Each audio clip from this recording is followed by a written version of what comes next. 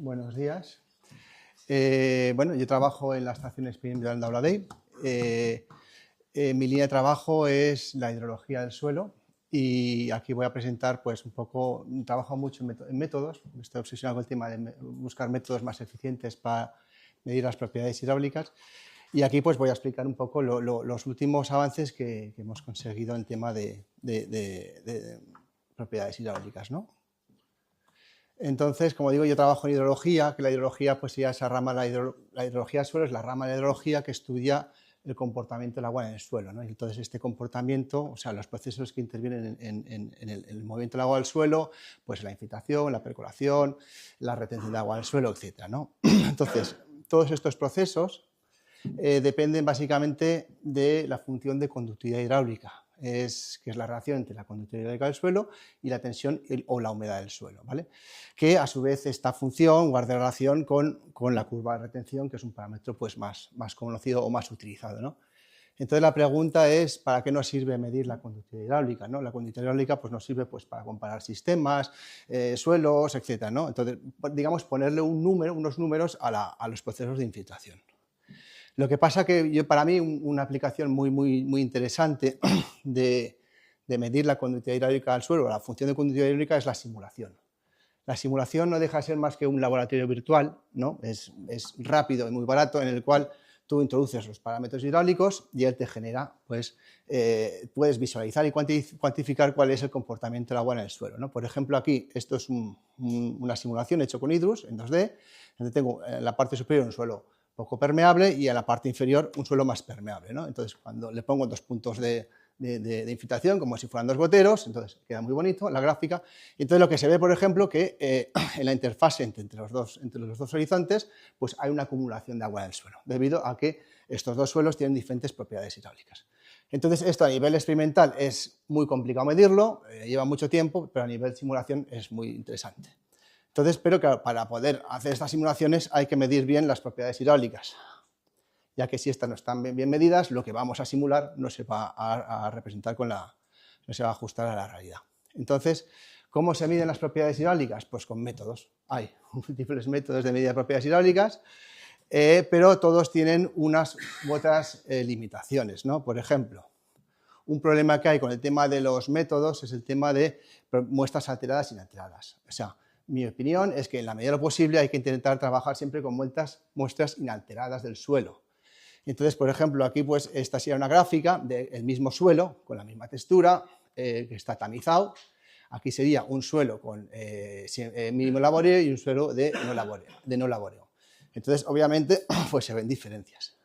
Entonces, ya te digo, os digo, en la medida de lo posible, pues si queremos representar lo que hay realmente en la realidad, hay que intentar trabajar con muestras inalteradas. Otro problema que tienen los métodos es el tema de la homogeneidad y heterogeneidad. Es decir, todos los métodos trabajan con ecuaciones y modelos que asumen que el suelo es homogéneo. Lo que pasa que en la realidad lo que nos encontramos en los suelos, en el campo, sobre todo en los suelos forestales o más naturales, es que los suelos no son homogéneos, pues suelen tener unas estratificaciones. Y, por ejemplo, yo tengo aquí el ejemplo, esta es una curva de infiltración medida en una columna de suelo que tiene pues, una capa más permeable y luego más impermeable. Y entonces pues, vemos que hay la curva de infiltración para la segunda capa y la primera capa. Entonces uno puede pensar, bueno, pues podemos coger la curva negra, que es la medida, y aplicar el modelo homogéneo. Entonces, si hiciéramos esto, lo que encontraríamos es que la K que obtenemos es una K negativa, la conductividad hidráulica es negativa y por tanto, pues, o sea, que no se ajusta, o sea, no se puede sacar valores promedios. Lo que hay que hacer es intentar, si trabajamos con modelos homogéneos, de suelos homogéneos, pues intentar buscar este tipo de suelo. Entonces, ¿qué soluciones hay? Para mí la solución es reducir el espesor de medida. Cuanto menor sea el espesor, más probabilidades hay de que no haya estratificación en el suelo. Entonces, ¿qué problemas hay entonces? Que la mayoría de suelos, el espesor mínimo con el que trabajan es de 5 centímetros. Y en 5 centímetros yo, en suelos naturales, incluso en siembreta, me he encontrado que hay problemas de estratificación, igual no puedo extraer las propiedades hidráulicas. Otros problemas que hay, pues que son métodos de larga duración, por ejemplo, el método de evaporación, que es este aquí abajo, pues tarda 3 o 4 días en hacer una medida, otros son caros, o nosotros sacamos todos los parámetros. Pero Entonces, lo que yo recientemente nos han aceptado un artículo en el cual hemos desarrollado un método en el cual podemos superar todos estos problemas y que lo presentaré pues varias diapositivas más adelante, ¿no? Entonces, bueno, tenemos los métodos y entonces la siguiente pregunta es ¿cómo medir? ¿No? Entonces, aquí pues cada investigador pues tiene sus técnicas o sus predicciones.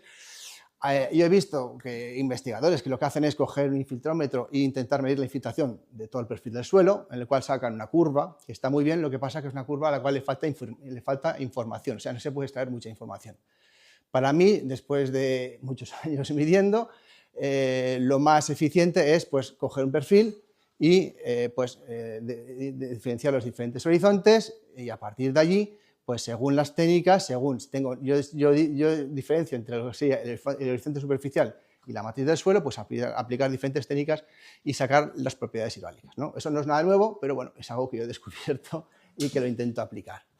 Entonces, yo diferencio entre lo que sería la capa superficial o la infiltración y la matriz del suelo. Entonces, yo os voy a explicar cómo mido yo, lo que a mí me parece lo más correcto, donde se puede sacar más información.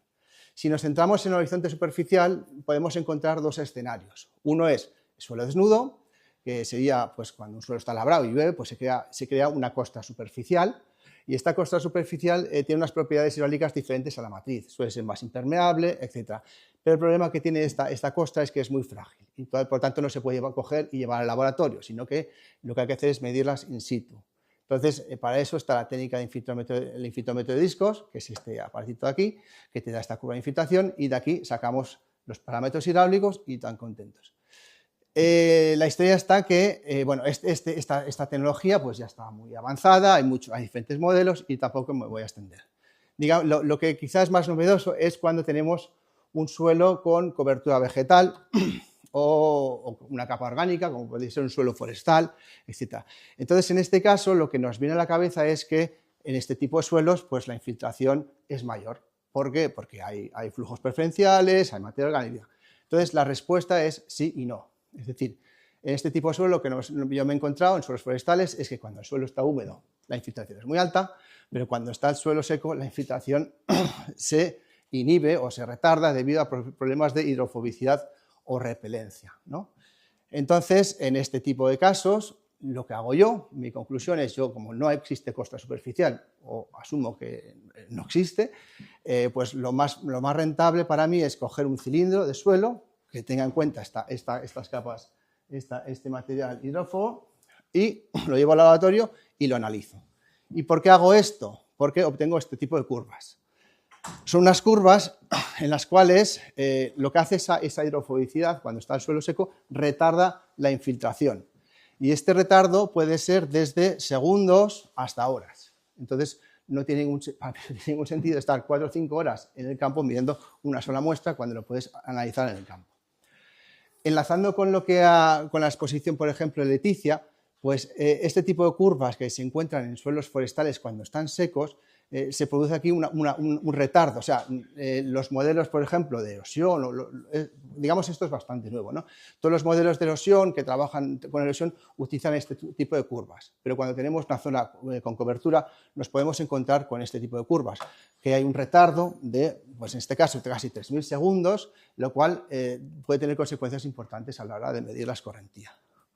Entonces, como vemos, aquí tenemos una serie de curvas. Entonces, esto fue muy reciente, en un proyecto que hicimos dentro del RENURSE, encontramos en suelos forestales que había que buscar otro tipo de análisis, ¿no? Entonces, estuvimos como un par de años buscando una solución y hemos encontrado un modelo que es bastante complejo, pero que me permite representar con bastante fiabilidad este tipo de curvas y podemos darle números a lo que sería pues, el tiempo de retardo, la curvatura de la curva, etc. Entonces, en conclusión, cuando yo tengo que hacer medidas en superficie, según si tengo un suelo desnudo o un suelo con cobertura, mi consejo es utilizar técnicas diferentes con unos modelos de infiltración diferentes. ¿Qué pasa si nos vamos al horizonte, a la matriz del suelo o horizonte subsuperficial? Como he dicho, aquí hemos desarrollado un nuevo método en el cual trabajamos con cilindros de 2,5 centímetros, lo cual con eso nos permite eliminar o minimizar, estoy acabando ya, la heterogeneidad. Es un método, entonces hago la infiltración, obtengo toda una curva de infiltración con drenaje, que aplico una serie de modelos y sacamos todos los parámetros hidráulicos del suelo.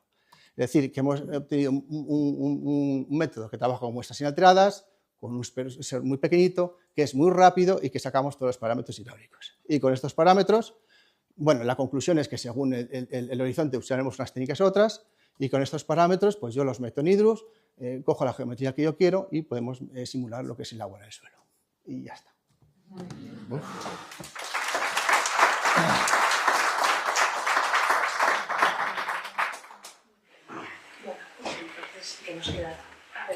Bueno, yo tengo una cuestión. Es una presentación que me ha gustado mucho con los chavales, con los alumnos. Hemos estado un par de semanas con medidas, con el institutómetro. Y hay una cosa que no hemos hecho, y es la pregunta que voy a hacer. ¿Tú tienes en cuenta la arquitectura del sistema de las raíces a la hora de cómo va cambiando la permeabilidad en los horizontes más profundos? Bueno, la arquitectura, yo lo que voy a hacer es medir a diferentes profundidades, coger un cilindrito y te mediré.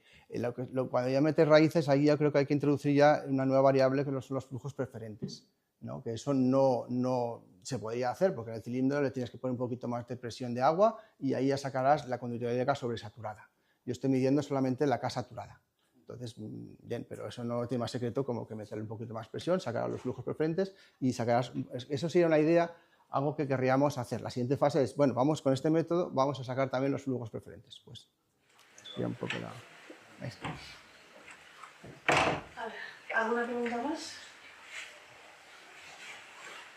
Me ha quedado una duda cuando has empezado muestras alteradas e inalteradas, ¿qué entendías por ello? Luego me he puesto claro que los cilindros es lo que consideras muestra inalterada. Sí, claro. No, pero es que yo entendía que es medir en campo, o sea, que inalterado de verdad es la medida. No, cuando digo muestras inalteradas, muestras alteradas son tamizadas. O sea, el cilindro obviamente es una muestra alterada, porque estás cogiendo un cilindro, pero intentas alterarlo lo menos posible. Y a efectos prácticos, para mí, primero que cuando coges un cilindro y trabajas en una dimensión sacas muchas más información. En campo es muy difícil sacar la información, porque cuando tengas un estrato ya no te puedes... O sea, es un problemón. Entonces, sí, es alterado, pero mínimamente alterado, diríamos, ¿no?